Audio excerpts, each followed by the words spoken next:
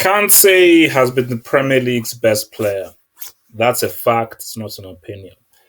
And I will proceed to explain why it is a fact. Now, being the Twitter fiend that I've been, many people have said this out. Kante is the Premier League's best player, and have been giving him adulations and so forth. And as well, I'm always the wolf. I hate going with the crowd, and I hate going with the sheep. But this is one of those times where what people have said is actually true. And the reason why is this.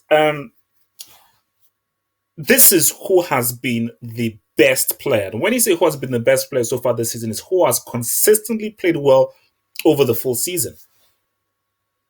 Alexis Sanchez, Eden Hazard, Martial, they are technically better than Kante.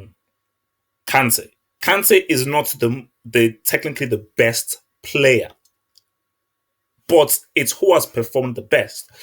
To understand this, you've got to understand the position in which he plays in, which is central midfield. Now, a central midfielder, in my opinion, because this is the position that I used to play when I was growing up, it is the hardest position to play. For me, it goes central midfield and it goes central defense with regards to which is the most difficult position to play in for football. Because in central midfield, a central midfielder is really required to do everything. So, yes, Modric, Verratti, Xavi, they are great central midfielders and they're great technical football players. But what Kante does is far more than what those guys do. See, for players like Eden Hazard and Sanchez, they are attacking players, and sometimes they don't have games where they're on it. Sometimes when they're on it, they look amazing, but they're purely attacking players. Kante, first of all, his passing is superb. Whether it's a long-range pass, a short-range pass, the right pass, making the right decision, he's good. Tackling. He can track back and tackle, and he has been crucial in protecting what I believe is a very susceptible back three. You take Kante out of this Chelsea team, that back three gets far more exposed and concede far more goals than they've already conceded right now. His interceptions, his reading of the game, just 1 point, like that's the counter-attack that Chelsea scored against West Ham was through to Kante's interception, the right pass played to Pedro, and Pedro and Hazard during the 1-2 and then scoring. Because this, I want to get people away from this conception of, because somebody may be technically, Ozil, or because somebody may be technically better, doesn't mean they've performed better over the season. So because somebody has 2-3 games where they've looked absolutely amazing, they've dribbled, they've scored 2 great goals, they've scored crazy assists, they've created space, they've had a crazy man of the match per performance, that's just in a vacuum. There has been no player who has consistently played as well as Kante throughout the season, and that's just a fact. Because Kante is giving you passing, he's giving you tackling, he's giving you consolidation. Okay, he's giving you a foundation with which Chelsea have built their midfield between. Because again, I have to remind you people, don't try and go with the flavor of the month. Okay, yes, every position has its difficulty, but this is a fact, guys. You come to the football court to learn things about football. Central midfield is the most difficult position to play in for football. It is the most difficult position to play.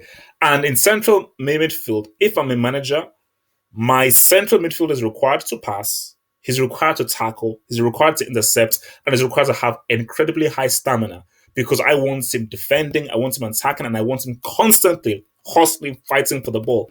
That's what Kante does. Because what Kante does allows the luxury players the ability and freedom to do what they can do. You take Kante out of it, well, Hazard, if you've got to start defending for me, Pedro, if you've got to start coming back. And because you now have to do a lot more defensive work, that means that leaves less time for you to do your attacking work. So people saying, oh no, Hazard has been far better, really denounce the kind of work that Kante has done. And again, that is why we have to define what it means by Kante being the best player. Kante being the best player doesn't mean he is technically, footballing wise, the best player. No, that's not what has been said.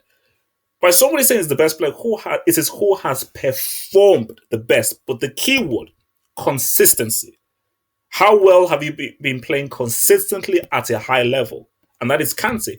No other player in the Premier League has consistently played at the kind of level that Kante has done. And you have to appreciate all aspects of football. Yes, we love the players who dribble, who score great goals. But I told you, I'm a football connoisseur. I love the intricacies of the game. I admire the people who could defend. I admire the mental brilliance of the central defenders who know how to read the game and really make a mistake. And I admire the central midfielders who constantly for 90 minutes they are hustling because again I've played that position before. And the reason why I love the central midfield position is because you are always walking. You're always walking. I don't deny it's any other position, but I like central midfield because you are in the thick of it, and for 90 minutes you don't rest. If you're in central midfield for 90 minutes, you do not rest. So hence why it is the most active position.